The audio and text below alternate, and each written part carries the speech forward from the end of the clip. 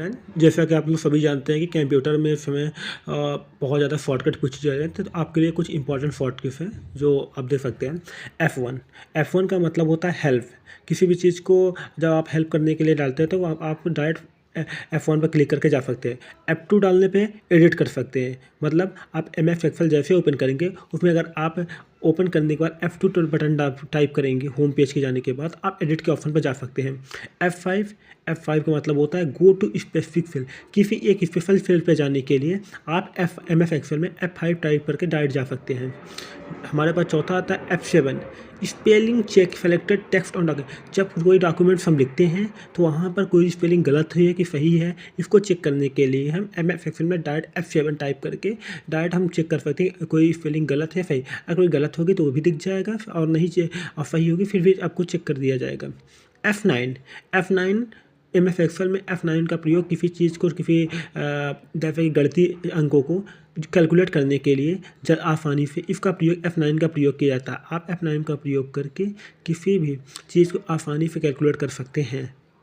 F11 का मतलब create chart from selected data. किसी भी डाटा का चार्ट जो सेलेक्ट करना होता है उसके हम F11 का प्रयोग करते हैं। जो F12 इसका प्रयोग बहुत ज़्यादा पेपर में पूछा जाता है, ये बार बार एग्जाम में होता है। इसको आप हमेशा याद रखें। F12 मतलब वो सेव है। किसी पेज को, किसी फाइल को, किसी भी डॉक्यूमेंट को सेव करने के लिए F12 का प्रयोग किया जाता है। यदि हम किसी चीज़ को सेव किए हैं उसको हमें देखना है तो MS एक्सेल ओपन करने के बाद हम F12 टाइप करते हैं। F12 पर जैसे ही क्लिक करेंगे वहाँ पर जितने भी फाइल, जितने भी डॉक्यूमेंट सेलेक्ट होंगे सभी आपको दिख जाएंगे। अगला हमारा है Ctrl+F1। Ctrl+F1 का प्रयोग हम तब करते हैं जब किसी चीज़ को हमें छिपाना होता है, या किसी जैसे कि कोई फाइल या डॉक्यूमेंट्स है जो हम अपने MS एक्सेल में कोई चीज़ बना लिए हैं। अब ऐसे छोड़ देने पे क्या होगा कि कोई भी हमारे MS एक्सेल जैसे ही ओपन करेगा वो हमारे फाइल या डॉक्यूमेंट पर जाकर उसे देख सकता है। लेकिन इसके लिए हम Ctrl+F1 का प्रयोग करते हैं, जहाँ पर अपनी फाइल को हाइड कर सकते हैं, छिपा भी सकते हैं, और हम अपने डायरेक्ट MS एक्सेल पर अगर हमें कहीं ज़रूरत पड़ रही है तो हम Ctrl+F11 डालकर अब पासवर्ड देने के बाद हम अपनी फ़ाइल को देख सकते हैं। इसके लिए Ctrl+F1 का प्रयोग किया जाता है। Ctrl+F2 क्या है? Ctrl+F2 print review.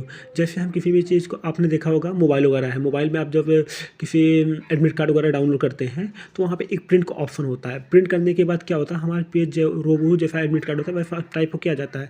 तो उसको देखने के लिए प्रीव्यू, मतलब उस चीज़ को दोबारा देख कुछ गलत है कि नहीं गलत है, इसको देखने के लिए हम करते हैं। तो MS एक्सेल ऐसा ही होता है, जब आप कोई चीज़ फॉर्मेट जैसे आपको किसी का रिज्यूम बनाया है उसको देखना है कि हाँ रिज्यूम में कुछ गलती सही है, आप उसको चेकआउट करना चाहते हैं। इसके लिए आप डायरेक्ट ही आप MS एक्सेल पर जाकर Ctrl+F2 डालने के बाद आपने जितनी प्रिंट की होगी सारी प्रिंट और साथ आ जाएंगी।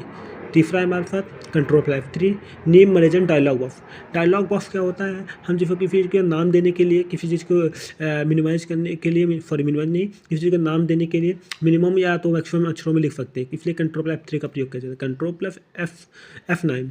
अब क्या है कि हम किसी वर्कबुक, माना ये एक वर्कबुक, मैंने एक वर्कबुक लिया, मैंने इसके यहाँ से यहाँ तक मानो सपोर्ट डेट यहाँ से मैंने लिख दिया। अब इसको मैं क्या कि वर्कबुक इसको मिनिमाइज करना है, छोटे अक्षर में लिखना है, इसके लिए हम Ctrl+F9 का प्रयोग करते हैं। अब Ctrl+Shift+Dot का प्रयोग करें करंट टाइम। जैसे हमें देखना कि इसमें क्या बन रहा है, आज कितना टाइम हुआ कितना नहीं हुआ, तो हम डायरेक्ट Ctrl+Shift+ हमने कंट्रोल के साथ शिफ्ट, उसके साथ डबल डॉट का प्रयोग करके करंट टाइम को देख सकते हैं।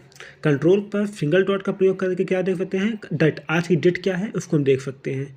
Ctrl+0 के साथ हाइड सेलेक्ट कॉलम, और Ctrl+9 के साथ हम रो को देख सकते हैं।